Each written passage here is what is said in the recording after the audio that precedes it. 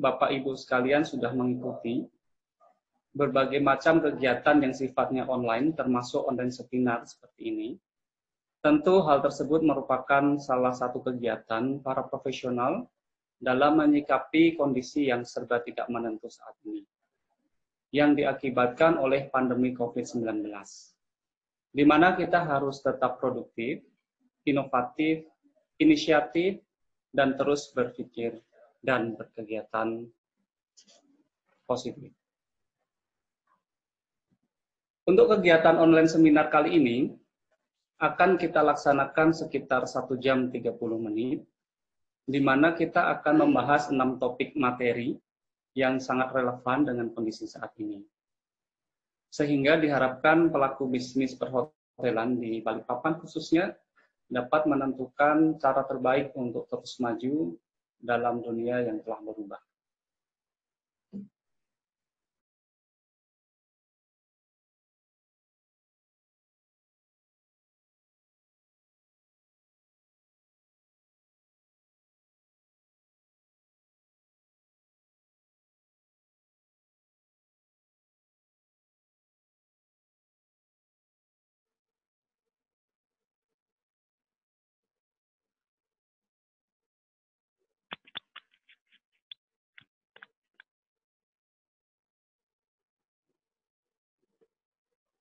Maaf, Pak Rangga, suaranya tidak masuk.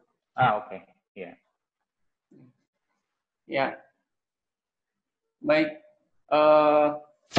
Kita berkenalan dengan satu narasumber kita. Yang pertama ada Ibu Marcelin. Selamat pagi, Bu Marcelin. Pagi, Pak Rangga. Ya, apa kabar Bu hari ini, Bu? Baik, kabar baik. Baik. Yang kedua, kita ada Ibu Dr. Anda Dorce Marpaung, MM. Beliau adalah Kepala Dinas Disporapal Balikpapan. Apa kabar Bu Dorce? Maaf, mungkin... Ya, selamat pagi. Pagi Bu Dorce, apa kabar? Pagi, ya luar biasa pagi yang cerah ini. Iya. Bapak Ibu sekalian, selamat pagi. Pagi Bu, terima kasih sudah bergabung Bu di acara kita hari ini Bu. Terima kasih. Yang ketiga kita ada Bapak Zuaini. Beliau merupakan GMX1 Balikpapan yang mewakili IHGA4 chapter Balikpapan. Apa kabar hari ini Pak Zuaini? Luar biasa Mas Rangga. Mantap. Terima kasih Pak sudah bergabung. Selamat pagi semuanya. Selamat pagi semuanya. Dan keempat atau terakhir ada Ibu Meli Susanti. Beliau adalah Business Development Manager dari Easy Application. Apa kabar Bu Meli pagi hari ini? Kabar baik Pak Rangga, terima kasih VHP dan terima kasih kepada Bapak Ibu yang sudah hadir di sini. Perkenalkan ya, saya Meli Susanti, saya dari Easy Aplikasi Mobile untuk Perhotelan. Baik, terima kasih juga Bu Meli sudah bisa bergabung di acara pagi hari ini ya Bu. Baik, nanti keenam topik kita hari ini akan diulas oleh para narasumber kita. Juga selama acara berlangsung, kami juga menyediakan live chat, yang mohon live chat tersebut untuk bisa ditujukan ke Ibu Mega, tim kami selaku co-host pada hari ini, untuk menampung pertanyaan dari Bapak Ibu sekalian, dan nantinya dari pertanyaan tersebut akan kita pilih beberapa untuk bisa kita ulas bersama narasumber kita. Baik, kita mulai pembahasan kita hari ini, dan sedikit kami tampilkan gambaran umum untuk situasi saat ini.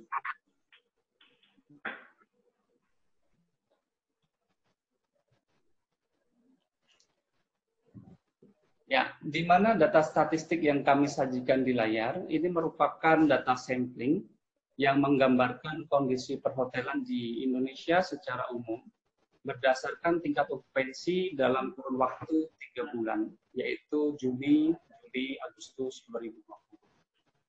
Pada data tersebut, terlihat bahwa kondisi bisnis perhotelan memang masih sangat sepi. Dan rata-rata tingkat okupansi di seluruh Indonesia masih di bawah 10%. Tentu, kondisi per region berbeda-beda, yang sangat dipengaruhi oleh kebijakan dari masing-masing pemerintah daerah itu sendiri terkait dengan status COVID-19, pada daerah tersebut. Berikut ini kami sajikan beberapa region yang mewakili dari kondisi secara umum. Yang pertama yaitu DKI Jakarta. Di DKI sendiri, dari data di layar, terlihat sangat memprihatinkan dengan tingkat okupansi di bawah 5%. Tentu kondisi ini terpengaruh oleh kebijakan PSBB di sana. Kemudian kita punya data untuk Yogyakarta. Untuk Yogyakarta sendiri kita lihat sedikit lebih baik, namun masih pada posisi rata-rata di bawah 10% juga. Jadi ya masih tergolong buruk. Dan yang ketiga kita coba share data dari Bali. Untuk Bali sendiri terlihat lebih baik dari Jakarta maupun Yogyakarta, khususnya mulai di bulan Juli, terlihat tren forecast okupansinya mulai merangkak naik di atas 10%. Nah, dari data tersebut, kita bisa lihat bahwa kita saat ini diperhadapkan pada tantangan yang begitu berat. Tentunya masing-masing dari kita dan khususnya pada industri perhotelan dituntut untuk mencari jalan keluar dan mengatasi kondisi yang sulit ini, di mana kita harus bisa merespon dengan sebaik-baiknya terhadap dampak COVID-19 ini. Maka dari itu, mari kita ulas bersama para narasumber kita mengenai kondisi saat ini, agar kita mendapat gambaran dan arahan untuk bisa merespon dengan baik atas kondisi yang terjadi saat ini. Untuk membahasnya, kita akan mengajukan pertanyaan kepada narasumber kita, dan pertanyaan tersebut kita minta bantuan tanggapan dari para narasumber yang nantinya bisa kita ambil untuk masukan dari para narasumber. Baik, yang pertama kita ajukan pertanyaan kepada Kepala Dinas Dispora Par Balikpapan, Ibu Dorce Marpaung MM, dan nanti kedua ke Bapak Zuaini. Dan pertanyaan pertamanya adalah, COVID-19 menjadi gangguan perjalanan yang tidak diduga oleh siapapun. Apa yang Anda lihat di pasar lokal? Baik, untuk menjawab pertanyaan pertama, kita minta tanggapan dari Ibu Dorce Marpaung. Kami persilahkan Ibu Dorce.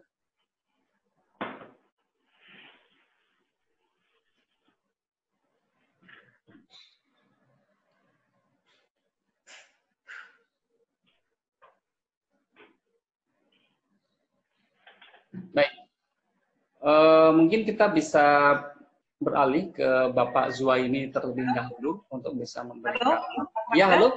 Selamat Ya. pagi, Ibu Dorce. Ya. Ya, Terima baik, Bu. kasih.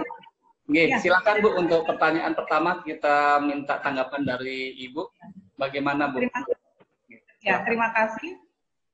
Untuk di sektor pariwisata, mungkin secara luas pariwisata dan ekonomi kreatif sekarang yang kita kenal, ini benar-benar merupakan pariwisata di mana-mana merupakan prime mover atau penggerak ekonomi, selain sudah tentu sektor lainnya. Tapi pariwisata dalam hal ini semenjak mulai bulan Maret, kalau di Kota Balikpapan itu per tanggal 20 secara resmi di announce bahwa kita ini harus berhati-hati untuk COVID-19, sampai dengan Maret 2019, kondisi di Kota Balikpapan memang terasa Bapak Ibu sekalian untuk di sektor pariwisata.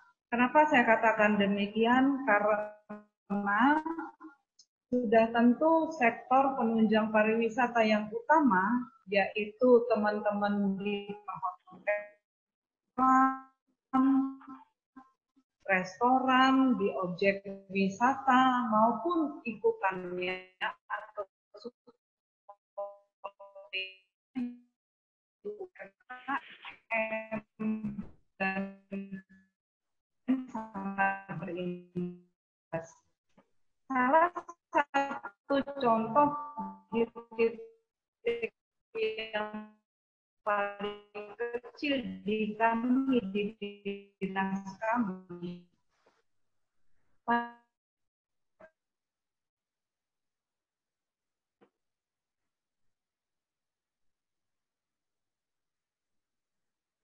Maaf, Mas Rangga, suara Ya. Bu Dorce hilang. Baik, mungkin untuk Disporapar nanti bisa kita ulang lagi ya, karena menurut saya sangat penting untuk bisa audiens menangkap intisarinya. Jadi minta bantuan Bu Dorce dan tim untuk bisa di cross check kembali untuk kendala teknisnya. Nanti kita bisa kembali ke Bu Dorce. Mungkin bisa minta bantuan tanggapan dari Pak Zuaini untuk pertanyaan pertama ini, Pak. Bagaimana pendapat dari Pak Zuaini? Silahkan, Pak. Ya, selamat pagi semua para panelis dan para audiens yang saya hormati.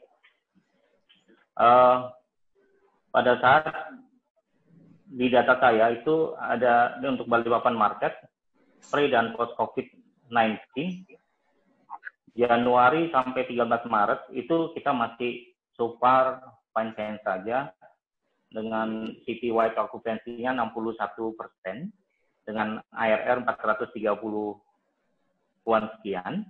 Kemudian reparnya masih 265 cukup tinggi. Nah, setelah diumumkan tanggal 13 Maret itu oleh RI1 bahwa ada 2 pasien yang terdampak kalau misalnya di Depok waktu itu terkena udah positif untuk C19 corona. Kami masih optimis paling ya tidak masuk ke Balikpapan atau hanya transmisi lokal dan segalanya tidak kemana-mana. Kemudian beranjak 14 Maret sampai 26 Mei kita ambil datanya. Ini post COVID-19-nya itu okupansinya jadi 19%. Kemudian ARR-nya dari 352.000, RevPAR-nya sekarang sudah jauh melorot ke Rp67.000. Jadi kita simpulkan bahwa C19 ini tidak seperti yang saya duga di awal. Tiba-tiba udah masa depan sudah kayak gelap saja gitu. Saya berpikir awal masih optimis bahwa C19 ini juga akan segera berakhir seperti yang terjadi case flu burung pada sekitar tahun 2004 atau 2005. Kita juga sama, semua harus pakai masker dan sebagainya, tapi nggak cerita itu sudah terlewatin dan sangat cepat. Tapi kenyataannya C19 ini malah merambah ke seluruh dunia yang harus kita hadapi. Jadi momennya akan berdampak ke dunia industri khususnya yang kita bicarakan saat ini, industri perhotelan. Saya yakin juga dari teman-teman dunia industri pasti sudah berhitung, pasti punya alasan yang kenapa harus di shutdown bisnisnya. Kemudian pasti akan dia menghitung pendapatan atau revenue itu apakah dia berbanding lurus dengan expense, pastinya kan tidak. Nah, melihat dari data yang ada itu okupansi dari 60 jatuh ke sampai 19%. Dan kita nggak tahu ke depannya seperti apa. Ya. Itu dengan dibuktikan bahwa ada beberapa bookingan yang cancel, event, MICE, wedding, meeting, dan seterusnya, itu semuanya pada cancel. Akhirnya juga berdampak, mau tidak mau, itu akan sudah mereduce seluruh pendapatan itu. Karena ini domino effect. Ya kan? Dimana kalau hotel tidak ada bisnis, itu kan dampaknya akan beralih ke pasti faktor pendukung selama hotel itu masih bisa operasional pada umumnya. Itu akan ke petani, peternak, dan segalanya yang biasa kita order ke para supplier, itu otomatis sudah akan pasti berkurang. Ini domino efeknya. Jadi tidak ada pemesanan yang seperti yang kita lakukan seperti biasa, kan memang tidak ada bisnis. Nah, yang dibulukan pertama kali pada saat terdampak ini sekitar di pertengahan di bulan Maret, kita pikir masih normal, dan April kita benar-benar ini, kita dengan tim, khususnya di institusi baik IHGMA maupun KRI, kita sering melakukan diskusi-diskusi bagaimana untuk menyelamatkan bisnis ini, bisnis kita ini. Kita jujur teman-teman juga masih akan tetap akan buka hotelnya, cuman dengan catatan proposal yang kita tujukan ke pemerintah kota untuk diberikan stimulus atau relaksasi, baik itu PB1, pajak, dan lain-lainnya. Ya, namun sampai beberapa waktu juga hanya dapat tanggapan, hanya dapat penundaan saja. Artinya tidak ada relaksasi misalnya seperti pembebasan atau diskon berapa persen untuk pembayaran itu. Nah, ini juga semakin memberatkan kita. Sebenarnya paling terbesar itu adalah di dalam industri kita di hotel ini itu adalah payroll dan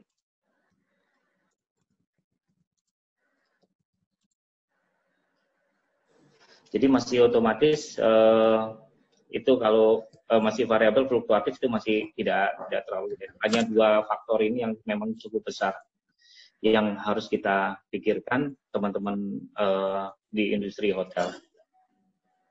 Ya, nggak mau tidak mau, suka tidak suka, kita dihadapkan dengan situasi yang saat ini. Kita juga berpikir apa yang harus kita lakukan dengan perubahan-perubahan strategi yang diperlukan untuk di lokal market ya, kita lihat.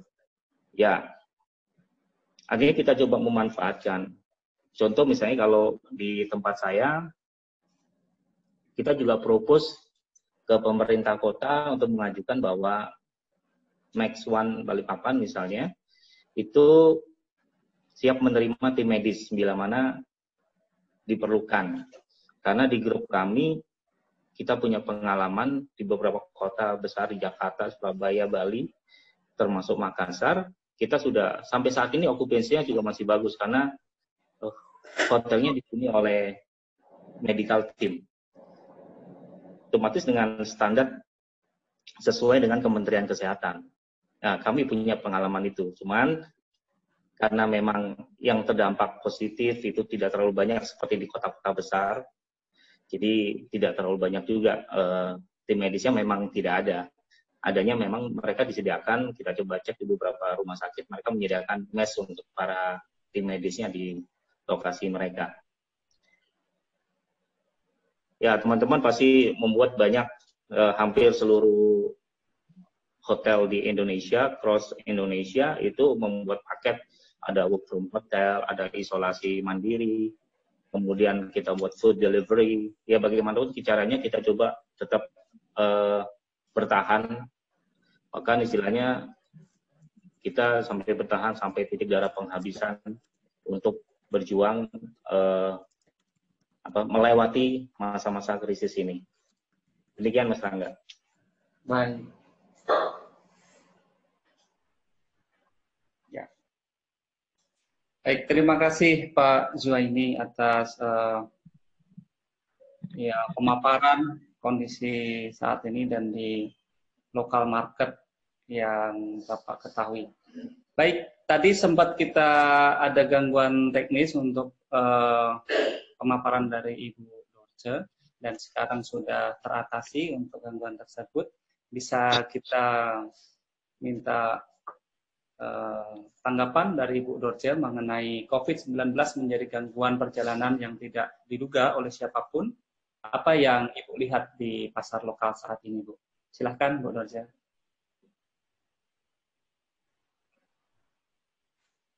Mohon maaf, Bu Dorce, mungkin untuk mic-nya. Ya, silahkan, Bu. Ya, terima kasih. Kami lanjutkan yang tadi.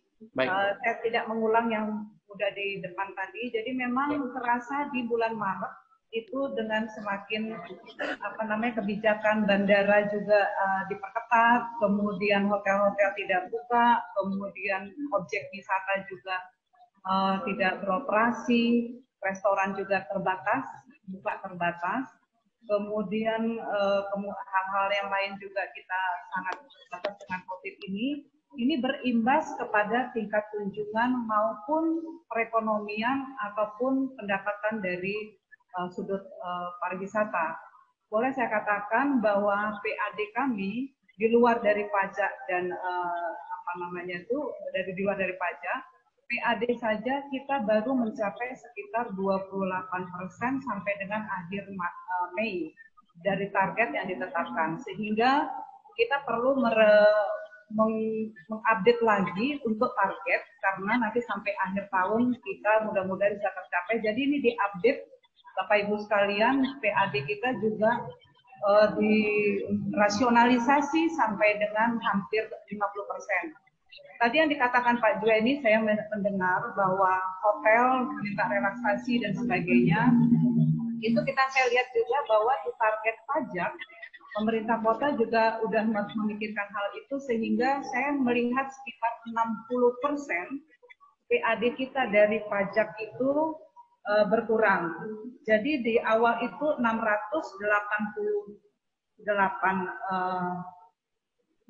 miliar, ini kalau di 2020 ini hanya tinggal mungkin sekitar 500, dari 700 jadi 500. Kemudian pajak hotel itu dari 41 hanya tinggal 16 miliar, jadi 41 miliar lebih menjadi 16 miliar. Pajak restoran dari 89,5 hanya tinggal 45 miliar. Pajak hiburan dari 24 miliar jadi 8,4 miliar. Retribusi yang PAD yang kami kelola itu dari 4,4 miliar menjadi hanya 2,2. Nah, kondisi ini dengan sekarang kita berpijak di awal Juni, kita harus berpikir setelah mendapat gangguan di lokal perjalanan karena tingkat kunjungan pun kita mengalami penurunan yang sangat drastis, Bapak Ibu sekalian.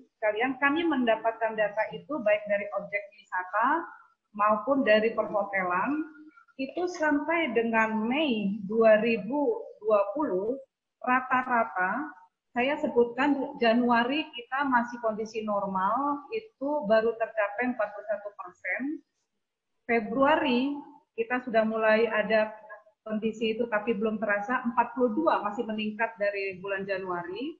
Di Maret kita juga masih meningkat, sudah mulai menurun Bapak Ibu, maaf, menurunnya sudah 79%, 187.568 pengunjung.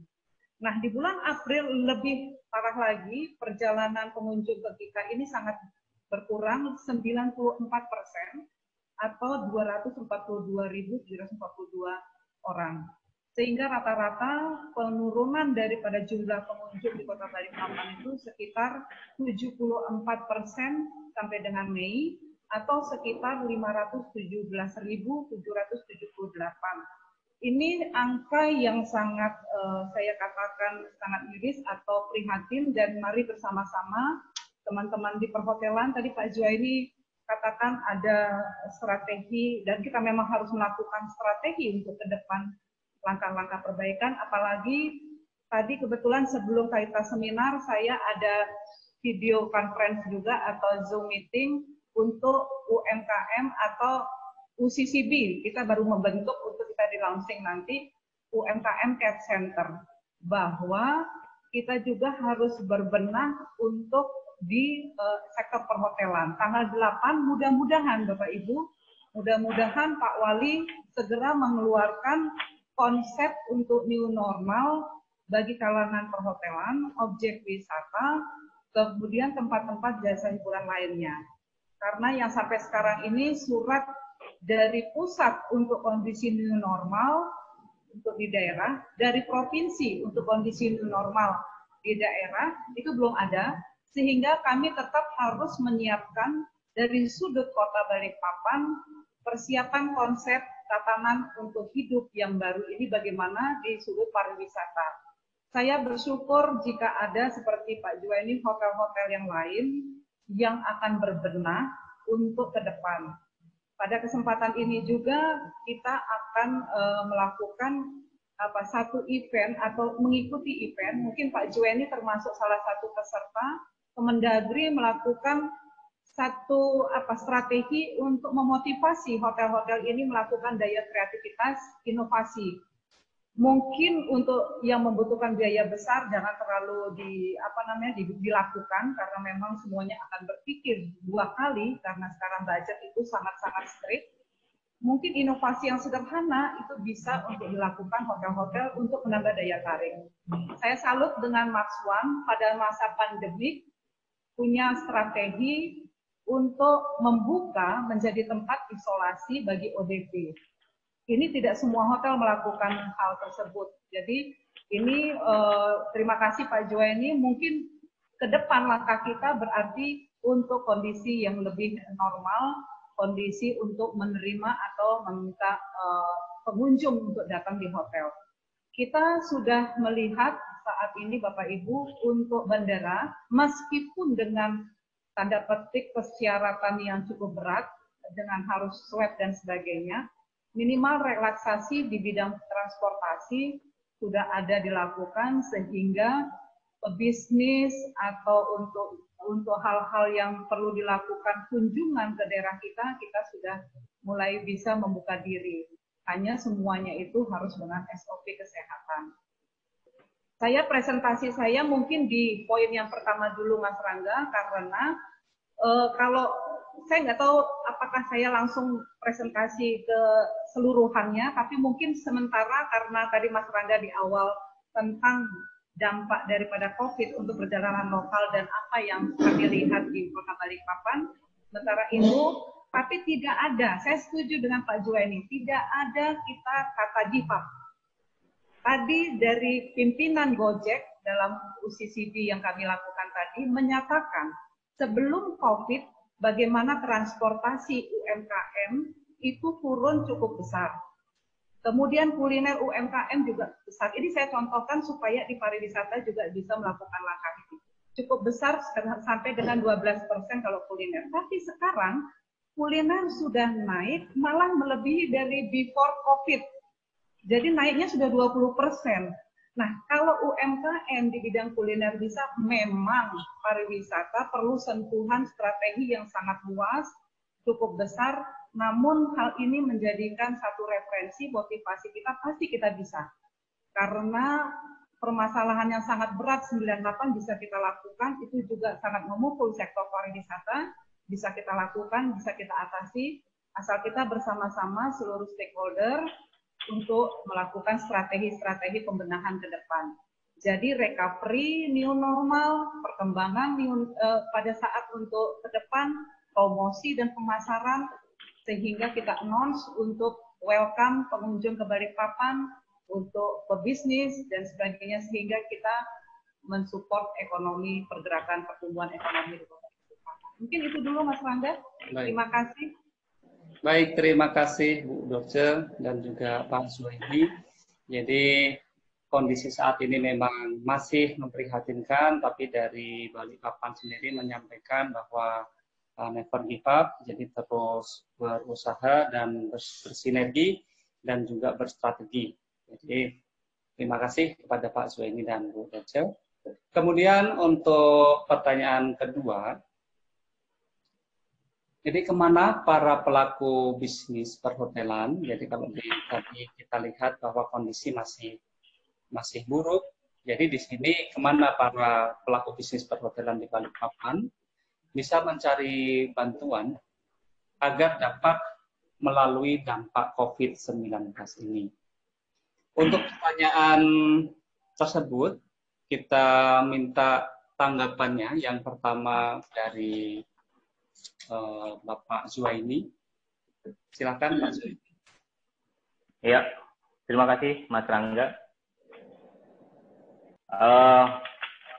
Yang jelas di awal C19, kita awalnya juga awam seperti apa corona dan segalanya. Kemudian kita juga setelah terjadinya C19 corona, kita juga berusaha mencari informasi-informasi seperti apa dan bagaimana, ya kita bisa dapatkan yang pertama dari pemberitaan, baik media cetak maupun televisi, dari pemerintah kota, kemudian dari ya grup-grup WA kita, sosial media yang masih juga kita filter. Kadang di sosmed ada pemberitaan yang bisa jadi itu hoax atau bisa jadi itu memang ada kebenaran, karena memang pada situasi saat ini semua orang sekarang tingkat kesadaran mengenai kebersihan itu jadi sangat tinggi gitu. Sometimes juga ya seseorang bisa try to be smart untuk ngomongin masalah kesehatan dan segalanya. Di grup kami juga, kita juga dapat informasi-informasi dan instruksi-instruksi dari pusat agar kita buat nih baik secara internal, kita konsolidasi dulu secara internal di dalam, kita buat poster infografis tentang apa itu COVID, bagaimana apa yang boleh dan tidak boleh kita lakukan, pengaturan suhu kita tempelkan di tempat-tempat back office, tempat karyawan, dan setiap karyawan juga bisa melihat apa yang harus mereka lakukan, dan itu harus kita sosialisasikan. Kemudian kita membuat videografi, karena di awal-awal kami masih yakin Maret ini bahwa ini akan cepat selesai seperti flu burung. Makanya saya pernah merilis video, kita buat meyakinkan kepada ya para calon tamu, business traveler maupun para wisatawan yang akan datang ke Balikpapan. Saya rilis di video, kita masukkan di sosial media kita untuk bahwa Balikpapan is safe, away corona from Balikpapan. Kita rilis benar-benar kita belas videografi kita untuk meyakinkan bahwa Max One masih buka dan kami siap melayani Anda gitu. Jadi kita secara internal konsolidasinya begitu. Kita dari internal dulu karyawan, kemudian kita coba blast ke ini, menyatakan ke semua pihak bahwa we are still open gitu. Kemudian yang kedua secara eksternal, kita pastinya kerjasama dengan Dinas Kesehatan Kota dengan memberikan penyuluhan tentang COVID dan bagaimana penanganannya. Jadi kita siapkan luang waktu itu di tempat kami untuk membuat, dan Dinas Kesehatan Kota ini juga keliling dari satu hotel ke hotel lain untuk memberikan penyuluhan. Yang kedua, kita juga memberikan CSR. Kita kerjasama dengan kelurahan tempat di mana kami berada. Nah, kita memberikan bantuan-bantuan mulai dari alat penyemprotan, logistik untuk dari kelurahan yang otomatis ya salah satu mungkin tugas gugus COVID-19. Kita juga kami memberikan bantuan apa yang bisa kita bantu untuk sama-sama menangani C19 ini. Itu Mas Rangga. Baik, terima kasih Pak Zuhaini. Kalau dari Ibu Dorce, ya, bagaimana tanggapan Ibu? Silahkan. Ya. Oke, terima kasih Mas Rangga. Jadi pertanyaannya bagus ini, kemana para pelaku bisnis perhotelan mencari bantuan? Tadi Pak Zuhaini sebetulnya sudah menjelaskan secara singkat. Sudah tentu pasti pertamanya mengadu ke government ya, salah satunya. Nah itu mungkin government sudah menanggapi, tadi saya sudah jawab di awal, sudah target juga sudah diturunkan. Yang kedua, itu untuk karyawan daripada bidang pariwisata ekonomi kreatif, termasuk di dalamnya teman-teman perhotelan, yang kena PHK, yang dirumahkan, yang sesuai dengan kriteria, kita mendapat stimulan bantuan dari dinas atau dari pemerintah provinsi melalui Dinas Pariwisata Provinsi, Mas Rangga. Jadi untuk tahap pertama dan kedua, yang kita usul kurang lebih 1.200 pelaku yang bergerak di bidang pariwisata dan ekonomi kreatif, sudah lolos tahap verifikasi, dan verifikasinya ternyata sangat-sangat ketat. Bahkan tadinya targetnya sebelum Lebaran kita berharap sudah dibagikan, ternyata baru kemarin hari Selasa bisa dibagikan. Kebetulan kemarin Pak Wali juga ikut hadir di Bangkal ini. tahap pertama dan kedua akhirnya lolos dari 1.200 itu 936. Kemarin Bang Kaltim menginfokan kepada saya di beberapa tempat yang dilakukan pendistribusian bantuan itu dalam bentuk 750.000, 3 bulan itu digabung jadi satu, dari tiap bulan 250 jadi 750. Ada beberapa saja yang belum datang untuk mengambil. Mudah-mudahan dalam 1-2 hari ini mereka sudah datang ke tempat-tempat yang ditentukan untuk mengambil dana mereka. Nah, untuk tahap ketiga, kita ada mengusulkan sebanyak 2.801 pelaku yang terdampak COVID di bidang parekraf. Tahap keempat kita usul 167, ini mungkin kalau mudah-mudahan bisa diverifikasi juga secepatnya, sehingga ini hampir 3.000, 2.968 ini yang kita usul, mudah-mudahan nanti segera bisa diverifikasi. Karena di verifikasi ini Bapak Ibu di cross check ke DTKS, di cross check ke Dinas Sosial, di cross check dengan supaya tidak overlap sehingga bantuan dari kabupaten kota yang ada pun tidak terus-menerus kepada sasaran yang sama. Karena kita tahu bersama kemampuan pemerintah juga tidak seluas-luasnya namun sangat terbatas.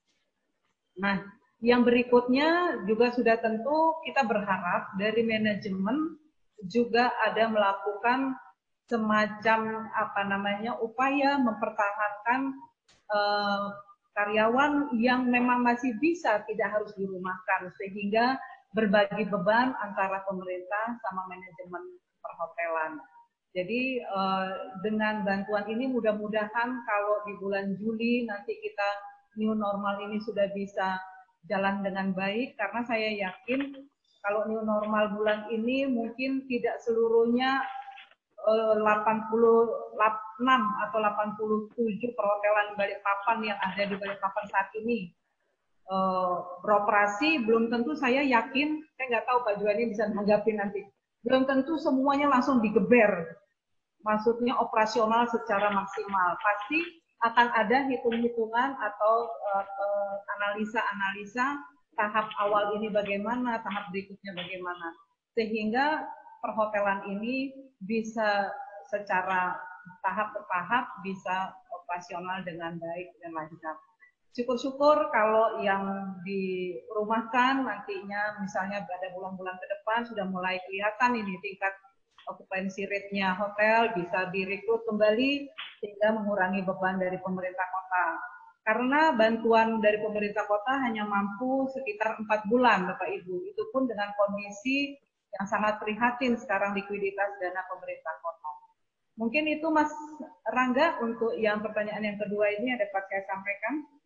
Baik, terima kasih Bu Dorce. Jadi intinya pemerintah juga sangat terbuka dan proaktif justru untuk bisa memberikan bantuan kepada pelaku bisnis, namun juga diharapkan untuk manajemen hotel sendiri juga bisa membantu membagi beban dari pemerintah untuk mempertahankan karyawannya untuk sebisa mungkin dipertahankan untuk tetap bekerja.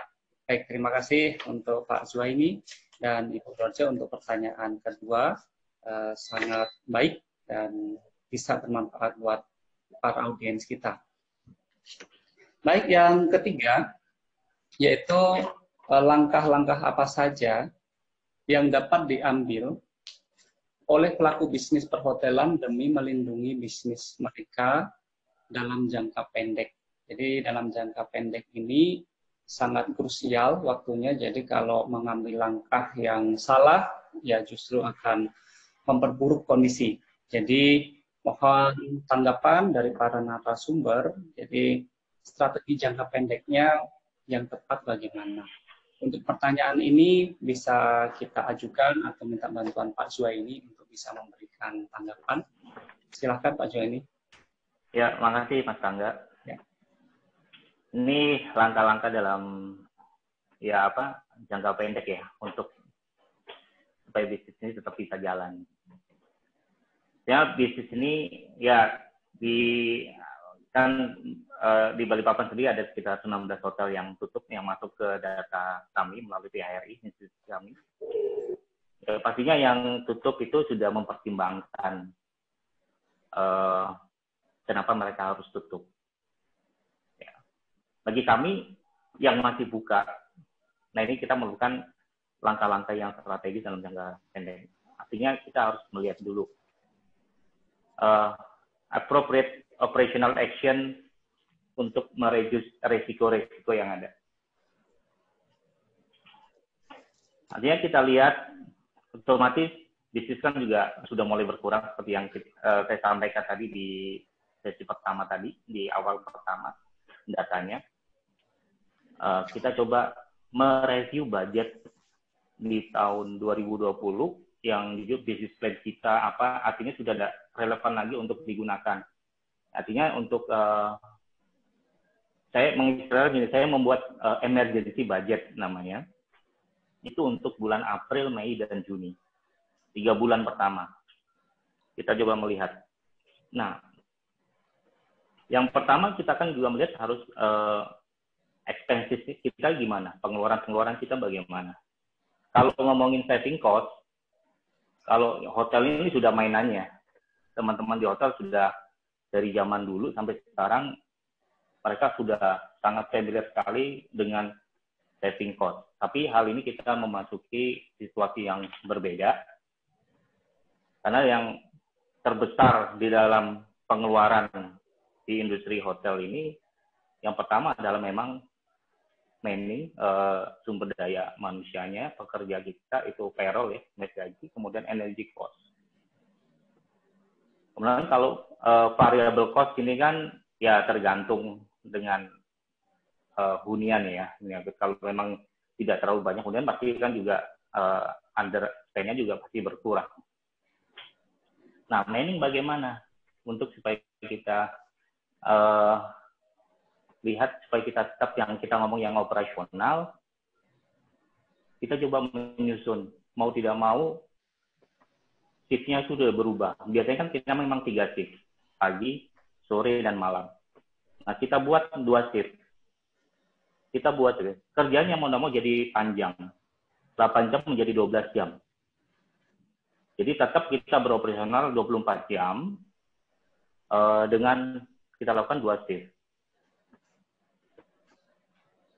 Saya sendiri pribadi, tiap kepala bagian, saya ajak diskusi, artinya ini atas kesepakatan bersama. Sebenarnya kalau orang hotel ini bekerja lebih dari 8 jam itu udah biasa. Mau 12, 19, 9, ini hotel ini seperti kayak rumah kedua bagi orang-orang hotel. Nah, shift-nya kita coba berubah. Kita kebutuhan misalnya dari room division, housekeeping, front office. Dalam 1 hari itu kita perlu berapa orang, kita review kita boleh saya putuskan, kita cuma sekian orang cukup. Sisanya bagaimana? Kita buat unpaid leave. Cuti mereka yang berbayar kita tahan dulu, kita unpaid leave. Kita berusaha tidak ada, ibaratnya dirumahkan, tapi kita coba unpaid leave, pergantian, jadi supaya fair. Jadi kalau di masing-masing hotel bisa berbeda-beda. Ada yang 2 minggu, ada yang ini. Kebetulan kalau kami di sini itu hanya 8 hari, juga nggak terlalu banyak. Ya kita sudah hitung. Nah, setelah kita mendapatkan manning yang ada, kira-kira segini, penurunannya berapa dari waktu normal ke yang saat post-COVID ini. Ada penurunan yang sangat signifikan ya. Artinya kita sudah melakukan penghematan di situ. Kemudian, nah mengenai energi, kedua yang terbesar adalah energi ya, khususnya listrik ya. Tadi di awal saya sudah sampaikan kita juga berkirim surat ke PLN minta bantuan agar ya biaya bisa ada dikasih relaksasi, cuman ternyata jawabannya sama, hanya penundaan pembiayaan saja, pembayaran, artinya kita juga sama. Akhirnya kami lakukan penurunan daya listrik yang kita punya. Dari 11 kami menggunakan 345 kVA, kita turunkan itu yang sampai terendah, itu 240 kVA. Dan di situ penghematannya bisa kita lakukan sampai 30-40 juta. Ini sangat-sangat membantu kami dalam penyusunan di emergency budget tadi. Karena memang artinya kita ya harus mandiri, tidak ada bantuan lagi dari PLN, hanya ya kita mau tidak mau penurunan daya. Untuk mengembalikan daya ke semula itu hanya cuman biayanya hanya cuma 1.350.000. Jadi sangat murah. Yang kami pikir itu akan lama dan segalanya, dan itu sebenarnya tidak. Kita kirim surat ke PLN untuk penurunan daya, hari itu langsung dikerjakan, besok sudah berubah dayanya. Semakin cepat juga akan semakin bagus. Kemudian bagaimana dengan rekan-rekan, kita ada internet provider, ada TV kabel provider. Nah, kita juga berkirim surat ke mereka agar ya sama-sama tahu bahwa dengan situasi saat ini, kita meminta kerjasamanya untuk memberikan relaksasi. Ya, alhamdulillah mereka respon dengan sangat baik. Mereka memberikan diskon 50% untuk kontrak servis mereka. Jadi kita yang berhubungan dengan rekanan, supplier, kita juga berkirim surat dengan situasinya. Artinya kami tetap masih buka dengan catatan-catatan begini. Bila mana situasinya dalam 3 bulan ke depan itu masih belum bagus, ini otomatis akan diperpanjang. Kalau memang sudah bagus, kita akan kembali normal. Kita fair di dalam sini. Nah, kemudian kita buat, setelah itu, the whole yang saya sampaikan tadi, kita buatlah emergency budgetnya. Untuk April, Mei, dan Juni. Kemudian kita juga lihat cash flow projection kita, pembayaran ke supplier bagaimana, ke yang lain-lainnya bagaimana, juga apa. Kita lihat. Jujur, kalau kita mau cari impas aja di GOP, itu rasanya sudah tidak mungkin. Ya. Tapi bagaimana kita mereduce minusnya, mengurangi. Jadi bagaimana kita bisa mengurangi ini. April, Mei kita presentasikan, kemudian ada approval dari owner, sudah kita jalan, kita tetap buka sampai titik darah penghabisan, kita lihat. Ya, April,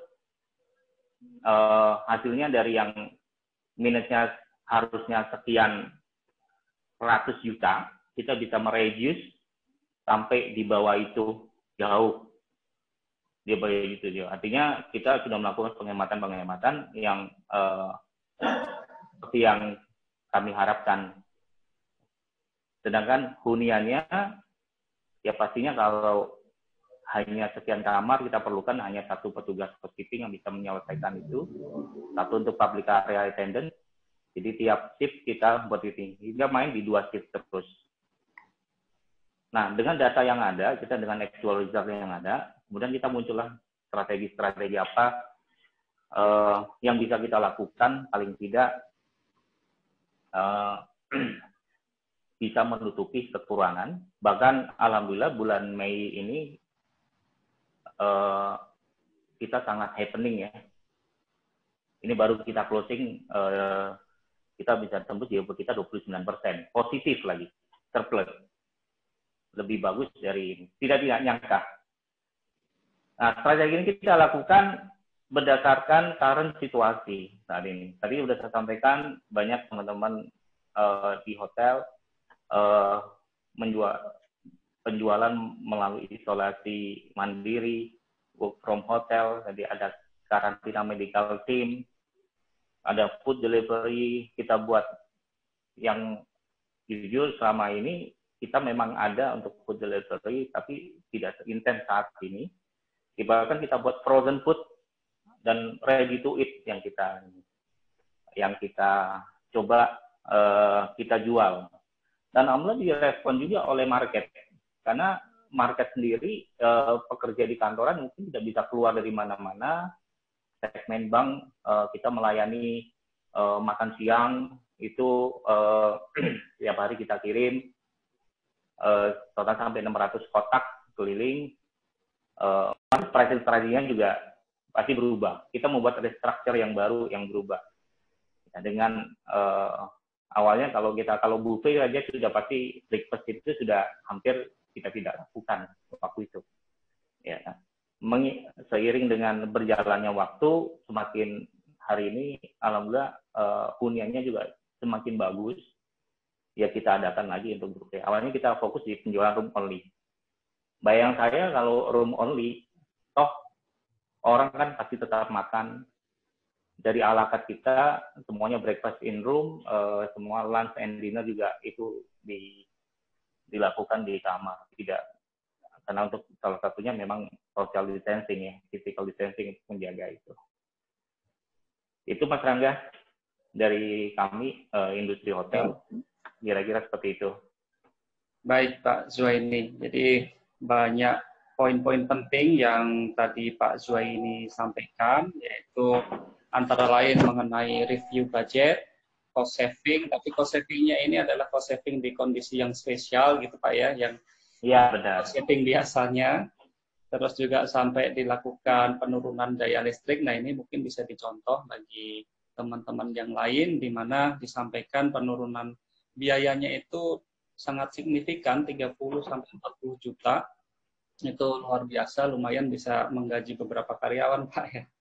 Terus juga untuk mengembalikannya juga tidak, biayanya juga tidak mahal, hanya sekitar 1 juta sekian.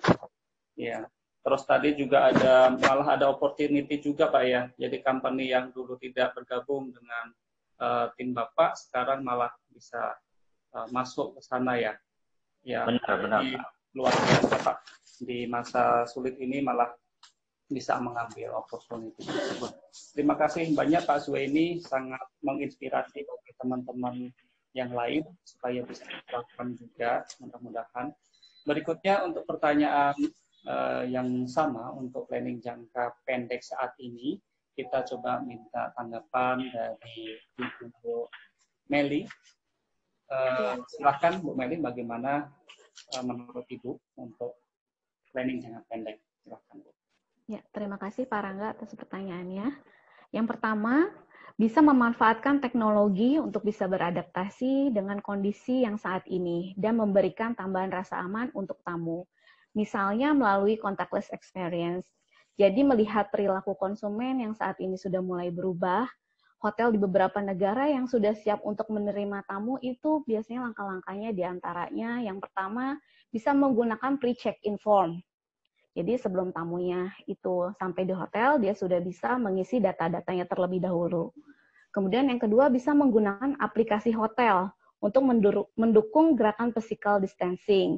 Jadi dengan aplikasi hotel, tamu tersebut bisa pesan makan, pesan minum, atau request makeup room, atau request mungkin kamarnya tidak dibersihkan selama tamu itu menginap, itu bisa berkomunikasi melalui aplikasi.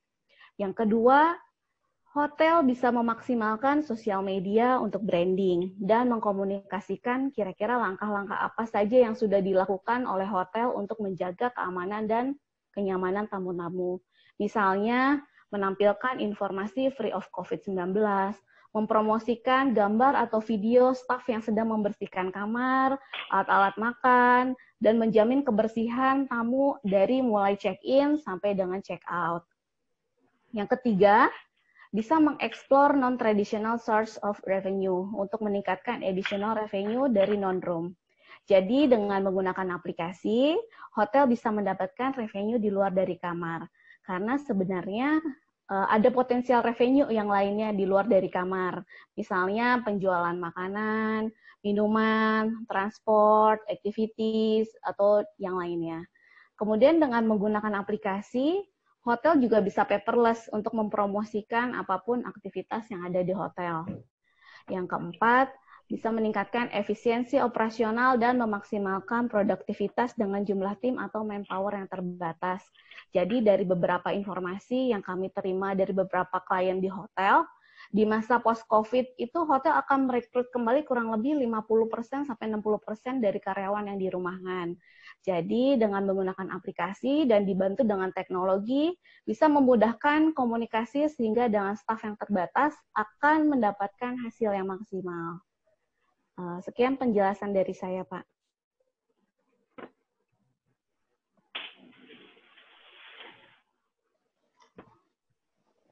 Ya, baik, terima kasih Mbak Meli. Jadi kalau dari sudut pandang Mbak Meli, jadi kita harus memanfaatkan atau mengoptimalkan teknologi, baik itu untuk pemasaran, jadi menyatakan bahwa hotel tersebut bebas COVID-19 dengan menampilkan staf yang sedang membersihkan ruangan, dan juga memanfaatkan teknologi untuk contactless. Ya, jadi itu sungguh sangat baik di kondisi saat ini. Terima kasih Pak Zuhaini dan juga Mbak Meli. Kemudian kita beranjak ke pertanyaan yang berikutnya, yaitu pertanyaan yang keempat. Bagaimana sebaiknya pelaku bisnis perhotelan melewatkan waktu sekarang dengan sedikit atau bahkan tanpa uang yang tersisa? Apa yang harus menjadi fokus mereka?